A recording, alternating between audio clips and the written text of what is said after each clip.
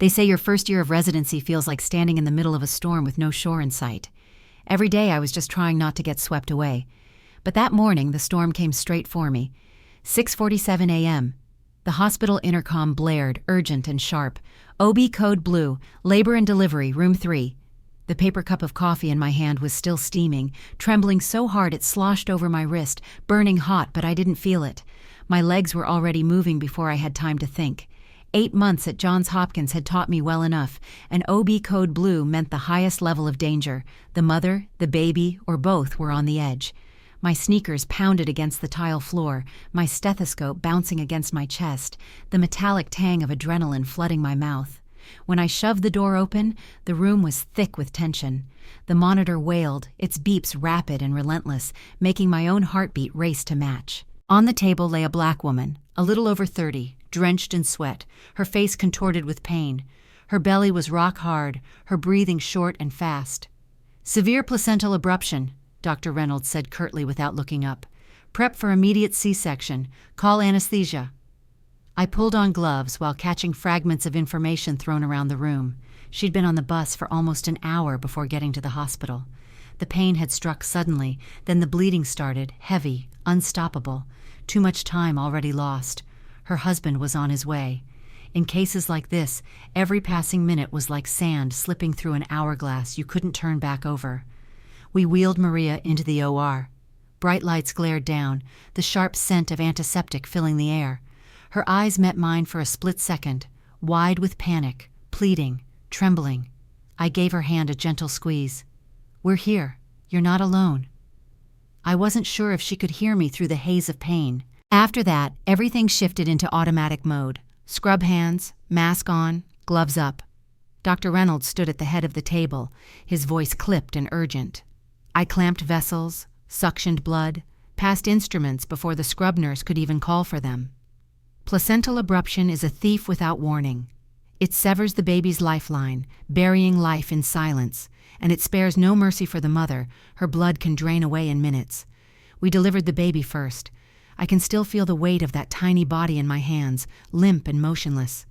The room fell into a stillness sharper than usual. No cry, no breath.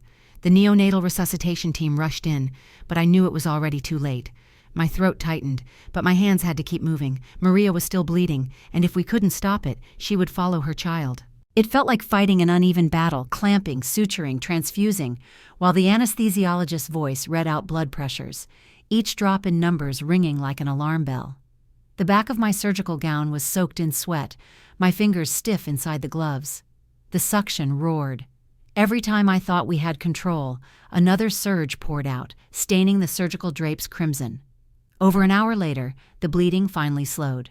We packed the wound, stabilized her vitals for the moment, and transferred her to the ICU. As I peeled off my gloves, I realized my hands were trembling. In the corner, the neonatal incubator sat empty. The resuscitation team had stopped. The silence in that moment seemed to swallow the room whole. No one said a word. No one spoke of the baby. No one mentioned how Maria had arrived too late, through no fault of her own, but because the bus couldn't move faster, and a health insurance card doesn't magically appear in an empty wallet. We cleaned the OR in silence. The swish of the mop, the crinkle of glove wrappers were the only sounds. Everyone shared the same posture, slightly hunched, eyes averted, shoulders heavy with something more than fatigue. Here, you learn to tuck your feelings away in an invisible cabinet so you can move on to the next case. But you never hide them completely. They leak out in the way Dr. Reynolds stood far too long at the scrub sink, staring at his wet hands, in the way the head nurse turned quietly away. I went back to my clinic schedule as if nothing had happened, smiling at another patient, pressing my stethoscope to another pregnant belly. But my mind kept circling back to Maria, her hand in mine, the still body of her baby, and the sharp, unshakable if only she'd had proper prenatal care, if only she'd had a car, if only she'd arrived 20 minutes earlier. Maybe it could have been different. That if only is the ghost that follows every doctor. And that morning, it began to follow me. My shift ended with the sun already dipped behind the hospital's high-rises, staining the glass windows gold. I walked past the cafeteria, past the gift shop with its clusters of balloons and bright teddy bears, a cruel contrast to the small, empty space we had just witnessed. My body felt heavy, but not just from exhaustion. It was the weight of a truth I couldn't shake. Sometimes, even with skill, with a team, with speed, we still lose before we even start, because this system was never fair to begin with, long before the patient walked through the door. And I thought, only 8 months into residency, and this job has already carved scars inside me that I don't yet know how to heal. They say that over time, being a doctor makes your heart harden. Maybe. But that day, I wasn't hardened yet. I only knew I'd started to crack, and I was certain there would be more cracks to come. That day, I understood. This storm will never clear. My job is only to keep walking in it, and sometimes the storm begins with a bus ride that came too late. In the days after Maria's surgery, I often stopped by her room during my lunch break, when the ICU was momentarily quiet. At first, I spoke only to check her incision, take her blood pressure, ask about symptoms. But over time, those short medical questions began to drift into longer conversations about her life, her family, and the empty spaces I'd never imagined back in medical school. Maria was 34, petite, her skin a deep, warm shade like roasted coffee. She worked as a cashier at a mid-sized supermarket, 12-hour shifts, standing nearly the entire time. Her husband waited tables at an Italian restaurant, paid by the hour, his income tied to the number of customers who walked in. They rented a cramped apartment in West Baltimore, with peeling walls and creaky wooden floors, where in winter the wind slipped through the gaps in old window frames, and in summer the ceiling fan clattered through the night. Their 2 daughters, ages 7 and 4, usually stayed home with their grandmother while their parents worked. Maria told me that on nights when she came home late, she barely had time to kiss their foreheads, change out of her uniform that smelled of sweat and food, and collapse into bed. "Sometimes," she said with a sad smile, "my whole day is just work, home, sleep, repeat." They didn't have comprehensive health insurance. Maria's job only covered the most basic plan, the kind that, when serious illness struck, still left the biggest bills in your own pocket. Every time someone in the family got sick, they had to choose, pay the medical bill or pay for electricity and rent. Most of the time, treatment meant enduring it until it passed. Maria couldn't afford to take many days off. Each missed shift meant a day's wages gone. When the doctors explained that after such a severe complication, she needed intensive treatment and more days in the hospital for monitoring, Maria stayed silent for a long time. Then she said softly, "If I take even one more day off, my family will owe one more day's worth of debt." The words pierced like a needle. In medical school, we were taught that a doctor's job was to save and to heal. But here, right in front of me, was a mother who had just lost her child, lost her blood, and was now calculating, down to the dollar, the cost of being allowed to recover. During her hospital stay, Maria was always polite. She thanked every nurse who drew her blood, changed her IV, or replaced her bed linens. Her smile was gentle, but behind it were eyes steeped in sadness she couldn't hide. And the question she repeated most wasn't, "When will my incision heal?" or "What should I do to avoid complications?" It was, "When can I go home?" Financial worry was like a hand squeezing her heart, keeping her from focusing on her own health. Looking at Maria, I could see the stark, invisible line that divided patients into 2 groups, the wealthy and the poor. With the same complication, those with means would be monitored closely, treated fully, and allowed to rest until they were truly well. But for those struggling, illness wasn't just illness. It became a financial weight that pushed them to the edge. One day, Maria looked at me for a long moment before asking, "Do you think, if I had come earlier, things would have been different?" I didn't answer right away. Part of me wanted to say yes, to assure her this loss wasn't her fault. But another part knew the truth was harsher. Even if she had come earlier, living in these same circumstances meant she and her family would still face injustices, only in different forms. I remember speaking slowly. "Maria, no one should have to choose between their health and their child's next meal, but in this country many people still have to, and it isn't fair." She pressed her lips together, not crying, only giving a small nod. I had seen that look in many other patients, the look of someone so used to enduring that they no longer had the strength to be angry. In quiet moments, I kept asking myself, why is it that we, young doctors brimming with drive, so often have to stand by and watch patients spiral through the cycle of poverty, illness, poverty, unable to break it? We can save a life in the moment, but we can't change the living conditions that will kill them slowly later. I drove home on a Saturday evening after a week of shifts that felt longer than usual. My parents lived in a quiet suburb about 40 minutes from Baltimore, in the same two-story house with the white picket fence and the small front garden full of hydrangeas that had been there since I was in high school. The only difference was the way I felt about it now. My mother opened the door and pulled me into a hug. "You've lost so much weight, Maya." I smiled and lied that it was just the lighting, but the truth was I knew my face had changed, more hollow, my eyes sunken, always shadowed by faint dark circles. Family dinners had once been something I looked forward to whenever I came home. My mother's roast chicken, golden cornbread, vegetable stew. But that night, there was something strained in the air around the table. My father asked a few polite questions about the hospital, and I gave clipped answers. My sister Hannah ate while watching me closely, as if she were trying to decipher some secret language written on my face. "Are you okay?" Hannah finally asked, setting down her fork. "You're not the Maya you used to be." I froze. "What do you mean?" "You used to always be smiling, telling stories about your patients with excitement. Now, you're quiet, irritable, and colder. I don't recognize you anymore." Her words felt like she was holding up a mirror to my face. I suddenly thought of recent nights driving home, sitting in silence, no music, no thoughts, just watching the streetlights pass by the window. Back in med school, I would come home buzzing, eager to tell friends about my first surgeries, the first fetal heartbeat I'd ever heard. Now I came home as if I'd just stepped off a battlefield, with no desire to recount any of it. Have I changed? Or am I just learning how to protect myself from the pain? I had begun to hurt with my patients, feeling every loss they endured, every look of disappointment, every "if only," they whispered. But then I realized a bitter truth. Those very pains were now making me hurt because of them. And when that cycle repeated often enough, it started eroding the gentleness I once believed nothing could break. One night, after leaving the room of a newborn who hadn't survived, I walked past a group of medical students. One of them whispered, "She doesn't look like she feels anything at all." I didn't turn back, but those words followed me all night.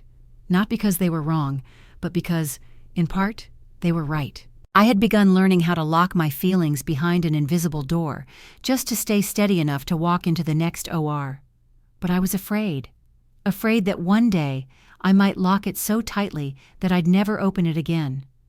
Dr. Reynolds once told me in the locker room, "People think the hardest part of this job is saving a life, but the real challenge is keeping your heart from turning to stone after you've witnessed too much loss."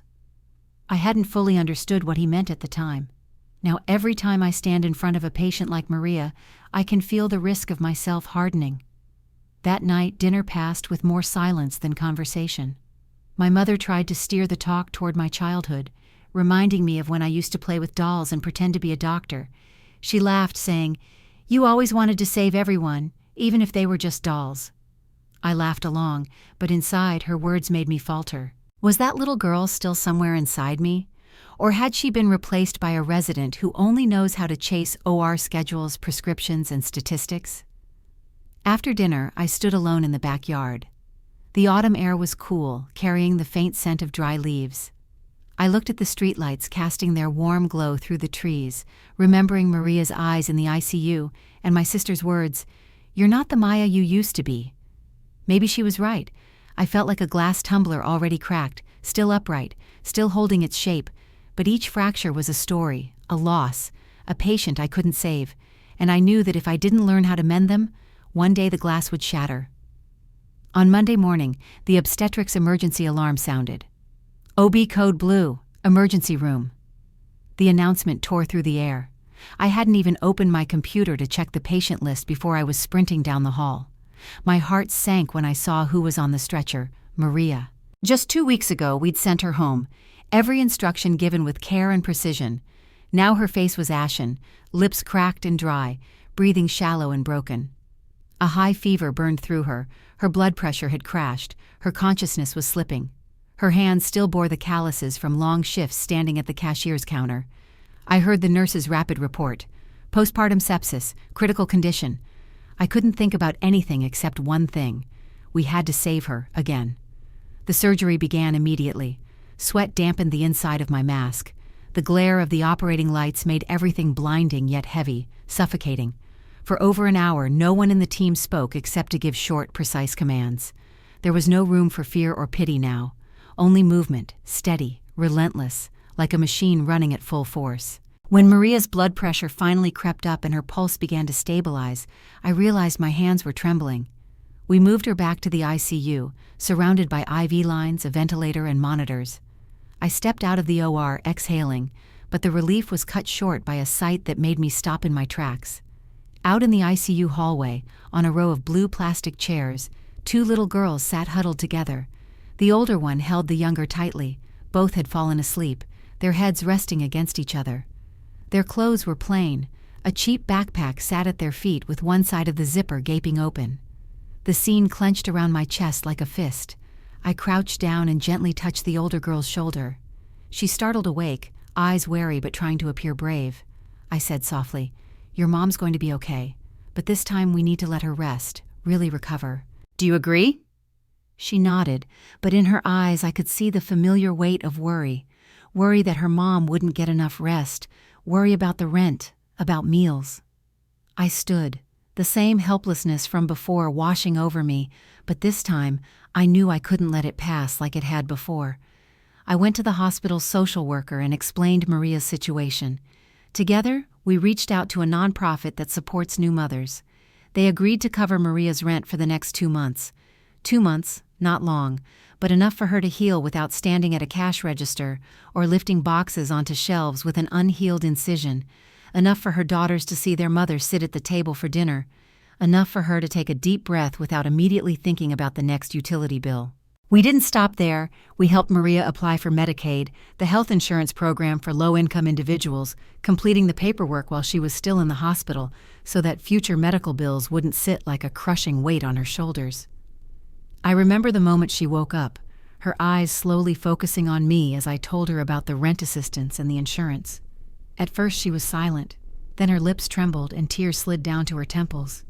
"Doctor, why are you doing so much for me?"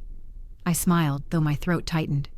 "Because you deserve the chance to heal, and because no one should have to choose between their health and their family's well-being." For the first time since I met Maria, her smile wasn't forced. It was fragile, but it was real.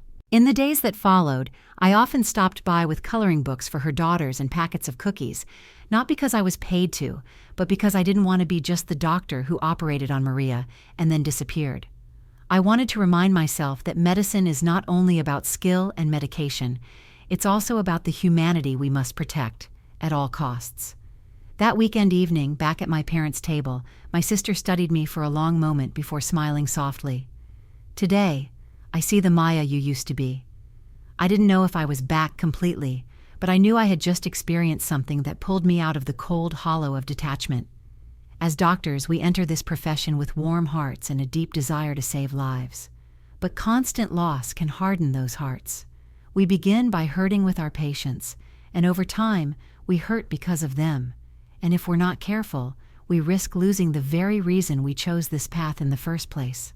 With Maria, I realized the greatest challenge isn't just saving someone's life in the operating room, it's finding a way for them to truly have a chance to go on living. And the greatest challenge for me is making sure I don't lose my gentleness, even while fighting within a system that isn't fair to everyone. That night, before I fell asleep, I thought about the 2 little girls on the plastic chairs in the hallway and about other patients somewhere out there in the city, waiting for buses, clutching insurance cards that won't cover enough.